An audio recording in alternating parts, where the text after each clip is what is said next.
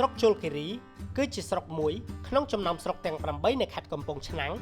ដែលមានលក្ខណៈពិសេសប្លែកពីស្រុកដទៃដោយសារភូមិសាស្ត្រភាគច្រើនជាតំបន់ជាប់ផ្ទៃទឹកពីបឹងទន្លេសាប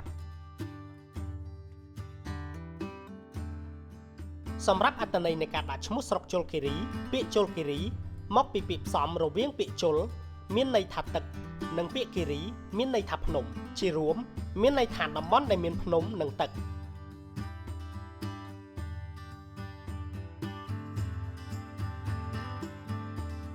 បាននិយាយអំពីទីតាំងភូមិសាស្ត្រ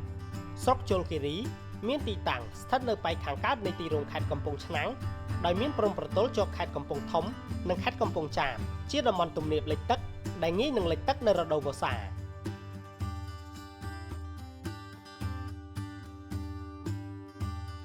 សម្រាប់សក្តានុពលសេដ្ឋកិច្ចដោយមានការអំណោយផលពីបឹងទន្លេសាប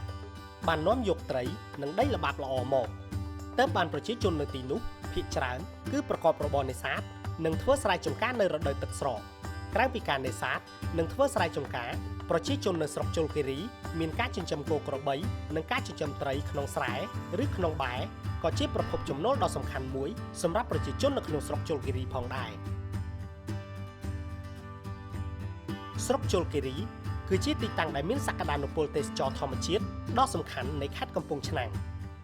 ភ្ញៀវទេសចរអាចទស្សនាជីវភាពអ្នកភូមិដោយការជិះទូកកម្សាន្តភូមិស្រុកនិងទស្សនាប្រាង្គប្រាសាទតាមរយៈសក្តានុពលនៃធនធានជលផលនិងទេសចរវប្បធម៌ធម្មជាតិបានធ្វើឲ្យស្រុកជលគិរីក្លាយជាច្រករបៀងសេដ្ឋកិច្ចដ៏មានសារៈសំខាន់នៅក្នុងភូមិសាស្ត្របឹងទន្លេសាប